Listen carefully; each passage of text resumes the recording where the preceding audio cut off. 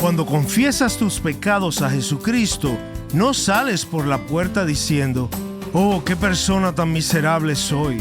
No, porque Juan nos dice que si confesamos nuestros pecados, Él es fiel y justo para perdonarnos. Soy Omar Jaramillo y quiero darles la bienvenida al programa Abre la Biblia con el pastor Colin Smith en la voz de Fausto González de Chávez. Qué gran manera de comenzar este tiempo juntos, profundizando en la fidelidad de Dios para perdonar nuestros pecados. Hoy continuaremos con el mensaje titulado La oración, donde nos encontrábamos examinando el Padre Nuestro. Si te perdiste algún episodio de esta serie, siempre puedes ir a nuestro sitio web y ponerte al día. Visita abrelabiblia.org. Y en la medida que avanzamos en el mensaje de hoy, vamos a estar profundizando acerca de qué ocurre cuando oramos y por qué cuando lo hacemos estamos orando por las preocupaciones del mundo entero. Si puedes, toma tu Biblia y acompáñanos en 1 de Juan capítulo 1 mientras continuamos con este mensaje titulado La oración. Aquí está el pastor Colin. Si no confesamos nuestros pecados, si no comprendemos y abordamos el problema de la pecaminosidad persistente dentro del creyente, nunca vamos a cambiar. Nada sería más trágico que ver a tantas personas venir a adorar cada semana y, sin embargo, ver poco cambio en sus vidas.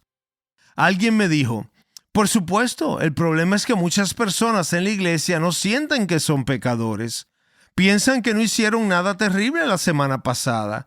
No salieron en los periódicos, no asesinaron a nadie, no fueron infieles en su matrimonio, no robaron un banco. Entonces, ¿qué hay que confesar?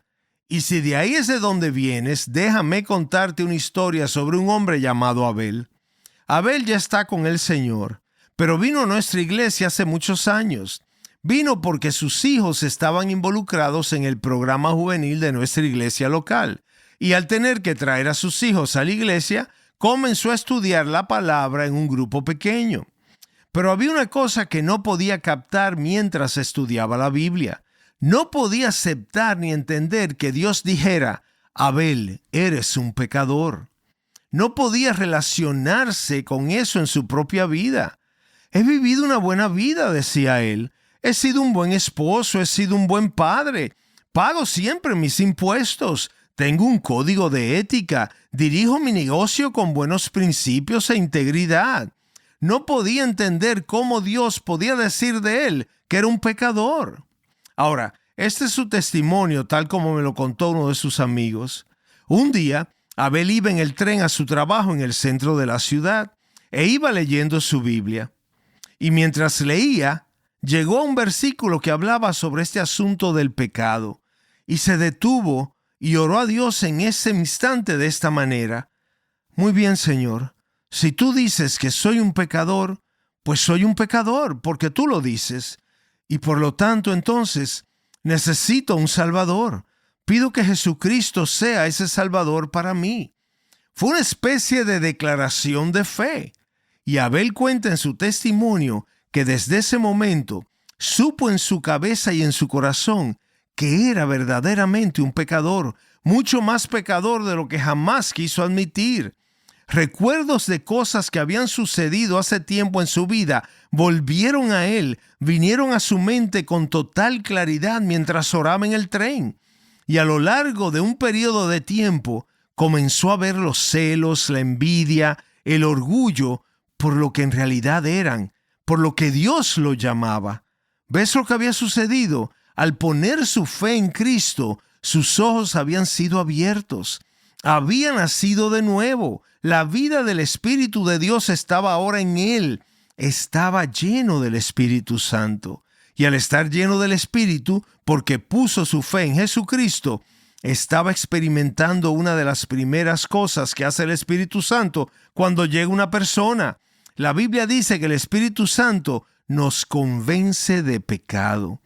Eso le sucedió allí mismo, mientras viajaba en el tren hacia su trabajo. Por eso Juan dice que si pensamos que no tenemos pecado, nos engañamos a nosotros mismos y la verdad no está en nosotros. Necesitas llegar a donde llegó por gracia Abel. Pedirle a Dios que abra tus ojos para que te veas a ti mismo como Dios te ve. entonces sabrás que hay mucho por confesar a medida que Él te revela cada vez más quién eres en realidad. Esta es una de las grandes ironías de la vida cristiana y a menudo es confuso para nosotros. Un antiguo himno lo expresa de esta manera: aquellos que quieren servirle mejor son los más conscientes de su mal interior.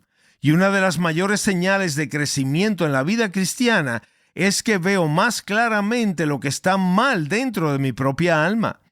Si nuestra adoración realmente nos lleva a la luz resplandeciente de la santidad de Dios, entonces, en la luz de su santidad, vamos a ver mucho más claramente la oscuridad de nuestro propio corazón. La adoración lleva a la confesión, si es adoración en verdad. Entonces podemos identificar y confesar los pecados de nuestros corazones y de nuestras vidas como parte normal y continua de la vida cristiana. Por eso necesitamos examinarnos a la luz de las Escrituras para poder decir: Señor, escudriñame y conóceme y muéstrame mis pensamientos perversos, para que pueda venir a la cruz de Jesús y buscar ser limpio y transformado. No quiero simplemente quedarme como alguien que se reconcilió contigo, pero que nunca fue verdaderamente transformado. Recuerda nuestra definición de adoración. La adoración es la sumisión de toda nuestra naturaleza a Dios. Ahí es donde comenzamos nuestra serie hace varios mensajes atrás. El avivamiento de la conciencia por su santidad, el alimento de la mente por su verdad y la purificación de la imaginación por su belleza. La apertura del corazón a su amor, la sumisión de la voluntad a su propósito. En la adoración vemos la luz de su gloria y en la luz de su gloria nos veremos a nosotros mismos.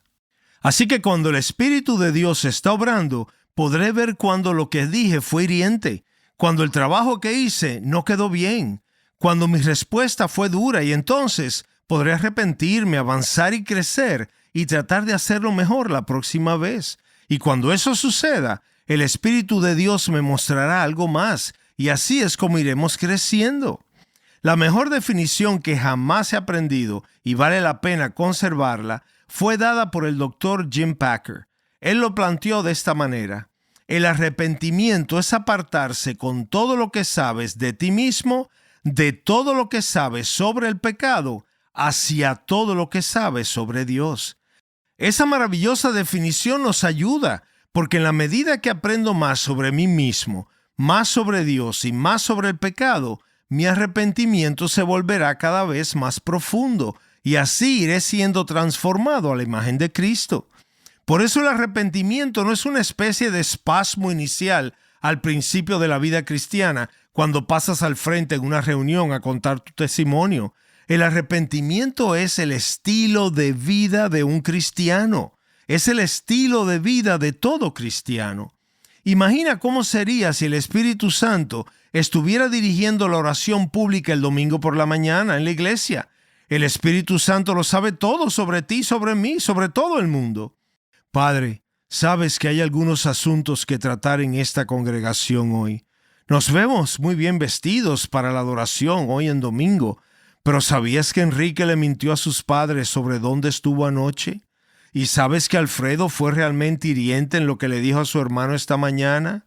Noemí ha estado generalmente amargada y mostrando ingratitud desde hace 3 días. Y Diana no te honró con la ropa que se puso para la fiesta el otro día. Y Jorge y Marta llegaron a la iglesia esta mañana sin hablarse, porque todavía no se han reconciliado después de lo que se dijeron anoche. No, seguramente no querrías venir a la iglesia si el Espíritu Santo estuviera dirigiendo la oración pública de esa manera. Te lo garantizo, ni yo mismo quisiera ir. Pero ¿sabes algo? Si vienes a la presencia de Dios en adoración, con un corazón abierto, Él exhortará privadamente tu corazón de esa manera. De eso se trata la confesión cuando nos reunimos y somos guiados en oración. Debemos hacer nuestras las oraciones y ser animados a través de las Escrituras y de las palabras que se nos dan, para que por el Espíritu Santo veamos qué cosas están mal y que necesito lidiar con eso. para que nuestros corazones sean tocados y cambiados en la presencia de Dios. Ahora, ¿ves cómo eso va a transformar nuestra adoración? ¿Ves cómo eso va a transformar nuestra comunidad? Y cuando confiesas tus pecados a Cristo, no saldrás de la iglesia por las puertas diciendo, «Oh, qué persona tan miserable soy», porque Juan nos dice que si confesamos nuestros pecados, Él es fiel y justo para perdonarnos. Muy bien, Enrique, la mentira de anoche es perdonada por la sangre de Jesús, pero ahora, si le mentiste a alguien, necesitas confesar lo que hiciste. Dile a la persona a la que le mentiste, corrígelo y entonces sigue adelante. Ya no eres un mentiroso, sino que vas a ser un hombre diferente que confiesa sus pecados. La adoración nos llevará allí, pero también nos llevará a un segundo lugar. Vayan conmigo por un minuto a 1 de Timoteo capítulo 2. No solo hablamos de confesión, sino que en segundo lugar hablamos de cuidado. Confesar y cuidar. Oh, ¿cómo necesitamos estas dos cosas? Estás escuchando Abre la Biblia con el pastor Colin Smith en un mensaje titulado La Oración, el cual forma parte de nuestra serie Adoración. ¿Qué hacemos y por qué lo hacemos? Nos encontramos en la parte práctica de la serie, examinando lo que la palabra de Dios dice acerca de las prácticas comunes de adoración, tales como orar, cantar, ofrendar, el bautismo y la cena del Señor. Si te pierdes cualquier programa de esta serie, puedes visitar nuestra página web abrelabiblia.org. Allí puedes explorar nuestra creciente biblioteca de contenidos, como libros descargables y enlaces a nuestro boletín y cuentas de redes sociales. También puedes suscribirte a nuestro podcast. La dirección es abrelabiblia.org. Ahora regresemos al mensaje. De nuevo con nosotros el pastor Colin. Confesar nuestros pecados y cuidar el mundo. Estamos construyendo sobre el modelo del Padre Nuestro. Recuerden que la adoración nos lleva a la intercesión. El alcance hacia el mundo nos lleva a confesar nuestros pecados. Retomemos esto aquí en 1 de Timoteo 2. La verdadera adoración nos llevará no solo a confesar nuestros pecados, sino a preocuparnos por el mundo. Eso es una de las cosas que sucederán en la adoración y es en sí misma parte de la adoración. Miren lo que Pablo dice aquí bajo el título Instrucciones sobre la adoración. En el versículo 1, exhorto pues ante todo. Así que esto es un asunto de prioridad para la iglesia. Exhorto a la iglesia a que se hagan plegarias, oraciones, peticiones y acciones de gracias por todos los hombres. Quiero que comprendan que hay un mandato bíblico en cuanto al lugar de la oración y la intercesión en la adoración pública. Esto no es opcional para que la iglesia la incluya o no de acuerdo a su programa del día. Esta es una prioridad para el pueblo de Dios cuando nos reunimos para adorar. Es uno de nuestros principales llamados. Ahora, noten el alcance de nuestras oraciones. Dios se preocupa por el mundo. Y por eso, si nosotros como su pueblo comenzamos a reflejar su corazón, nos preocuparemos también por el mundo. La adoración auténtica me saca no solo de mi mundo de justicia propia mientras confieso, sino que me saca de mi pequeño mundo, de mi yo. Al elevar mi mente a Dios, mi corazón se abre al mundo, y esa es la obra del Espíritu Santo para reflejar el carácter de Dios en nosotros. John Stott dice de nuevo que esto reprende inmediatamente el estrecho parroquialismo de las oraciones de muchas iglesias. Y luego añade, hace algunos años asistí a la adoración pública en cierta iglesia. El pastor estaba ausente por vacaciones y un anciano laico dirigió la oración pastoral. Él oró para que el pastor pudiera disfrutar unas buenas vacaciones, lo cual estuvo bien, y para que 2 señoras miembros de la congregación pudieran ser sanadas, lo cual también estuvo bien. Debemos orar por los enfermos, pero eso no es todo. La intercesión difícilmente duró 30 segundos y me fui sintiendo que esta iglesia adoraba a un pequeño Dios de aldea de su propia invención. No hubo reconocimiento de las necesidades del mundo, ni un intento de abrazar al mundo en oración. Debo añadir a esto que dijo Stott, que la triste realidad es que cada vez más, incluso esos 30 segundos de intercesión, están desapareciendo de la adoración en la iglesia. Y si el pueblo de Dios no ora por el mundo el domingo en la mañana, ¿cuándo lo vamos a hacer? Y si el pueblo de Dios no ora por el mundo, ¿quién lo hará? Y si nosotros, cuando nos reunimos como comunidad, no nos preocupamos por el mundo, simplemente no reflejamos el corazón de Dios, porque Dios no está enfocado en el asunto del yo. Cuanto más profundo sea tu amor por Cristo, más amplio será tu corazón por los demás, más amplio será tu corazón por el mundo. Noten que Pablo dice que el pastor Timoteo debe guiar a la congregación en oración por los reyes y por todos los que están en autoridad. Creo que esto es de gran importancia. Vivimos en una cultura que es cada vez más cínica respecto a sus líderes y necesitamos ser sal y luz en esta cultura, siendo nosotros aquellos que oren por los líderes. Y eso significa orar por los líderes que nos gustan y por los que no nos gustan. Cuando Pablo escribió esto, el emperador de la época era Nerón, probablemente el peor emperador romano que haya existido. Pero él le dice a Timoteo, tienes que orar por los reyes y tienes que orar por los gobernantes. En otras palabras, tienes que orar por Nerón. Y nota por qué se debe orar: para que haya paz y para que haya orden, a fin de que el evangelio pueda ser proclamado. Hace muchas décadas el movimiento Lausana, que es un movimiento de líderes cristianos de iglesias de diversas denominaciones, emitió un llamado a las iglesias conocido como el Informe de Grand Rapids. Solo voy a citar un párrafo que fue escrito en el 1984. Este es el llamado de Lausana a las iglesias emitido desde Grand Rapids en 1984.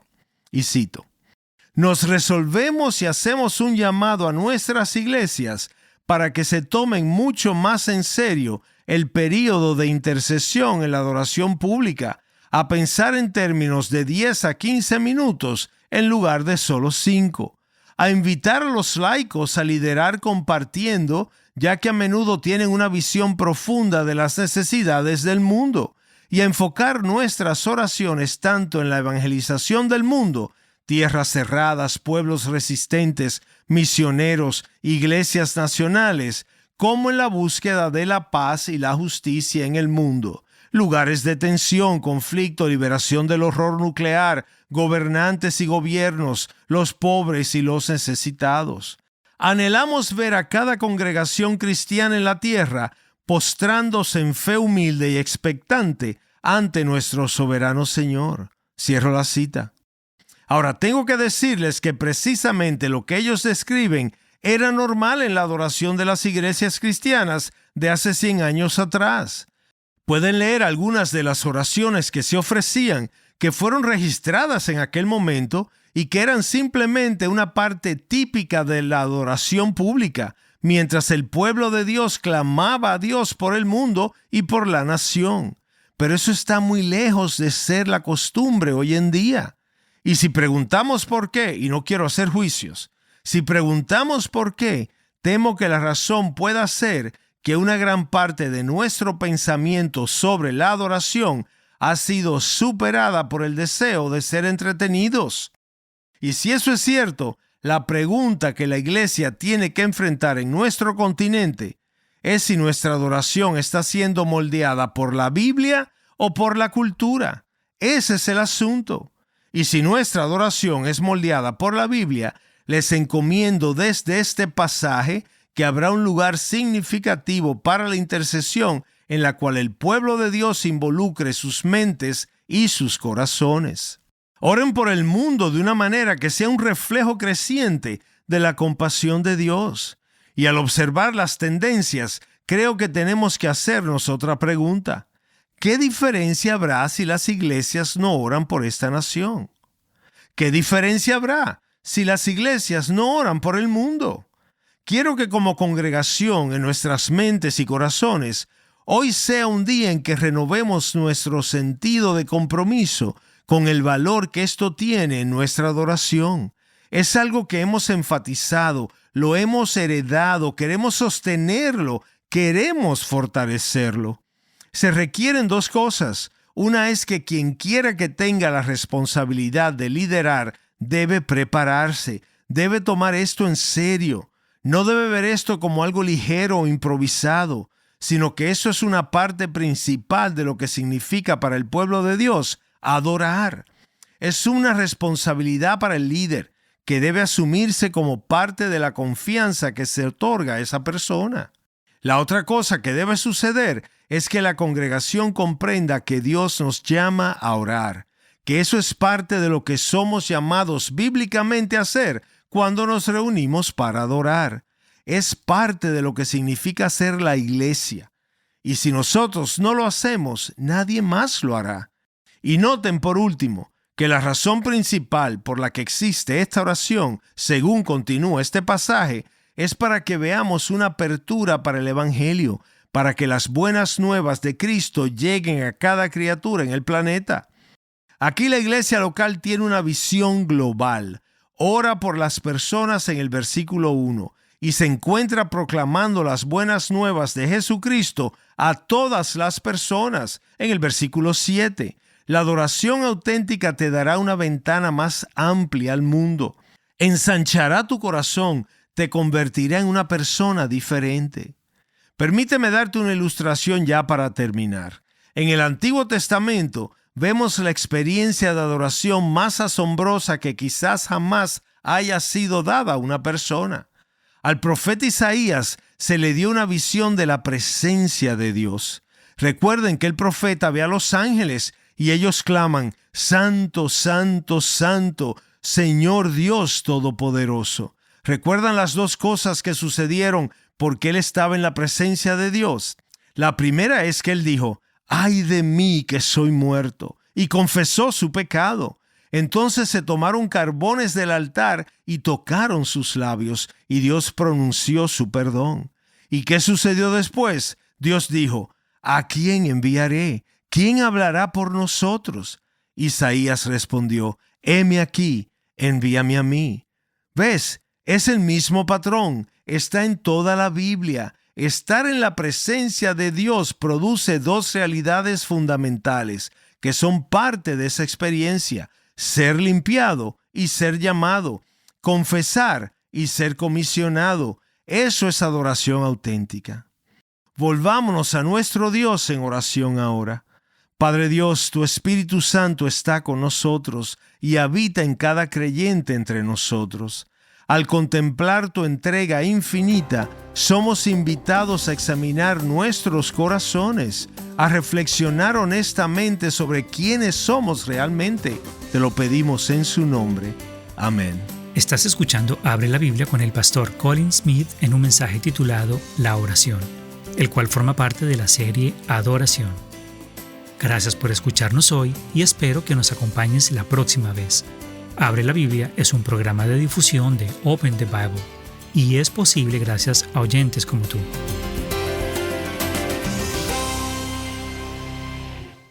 Soy su presentador Omar Jaramillo. Si el dinero está tomando cada vez más importancia en tu vida, acompáñanos en el próximo episodio de Abre la Biblia, donde descubriremos cómo cortar este problema de raíz.